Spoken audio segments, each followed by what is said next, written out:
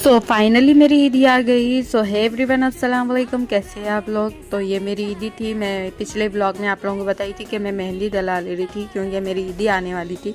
तो फिर हम लोग गए, ईदी का जो फंक्शन हो गया था, फंक्शन होने के बाद फिर हम लोग गए टेरिस पर जाके हम लोग नमाज़ पढ़े, इशा की, तरावी की। तो हम लोग पूरे कज़न्स मिलकर नमाज़ पढ़ रहे थे, थोड़े जने बात कर रहे थे। फिर नमाज़ होने के बाद हम लोग बातें कर लेते बैठ गए। बातें कर लेने के बाद फिर मैं नीचे आई। नीचे आके देखी तो ये बिल्ली सो रही थी।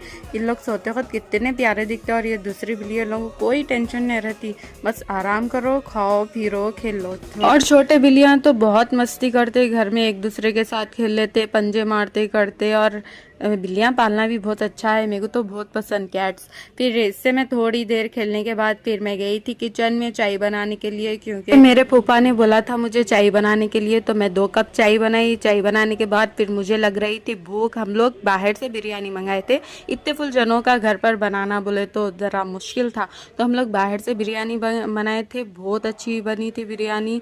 तो ये बनाने के बाद मैं दे दी उन लोगों को। देने के बाद फिर मैं बिरयानी के साथ प्याज और खीरा खाई, ये 2 कॉम्बिनेशन बहुत अच्छे दिखते हैं। और भी कुछ सैलेड में आप लोगे वो भी बहुत अच्छा दिखेगा बिरयानी में।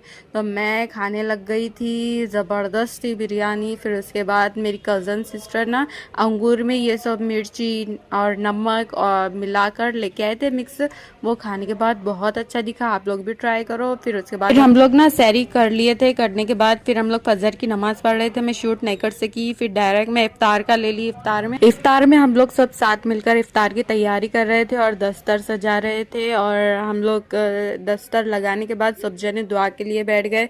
दुआ के लिए बैठकर फिर हम लोग सहरन का इंतज़ार कर रहे थे। तो चलिए फिर मिलते हैं नेक्स्ट ब्लॉग में। आप लोग ऐसे ही मेरे ब्लॉग्स देखते रहिए, लाइक करिए, सब्सक्राइब करिए और मेरे चैनल को सपोर्ट करिए, मुझे भी सपोर्ट करिए।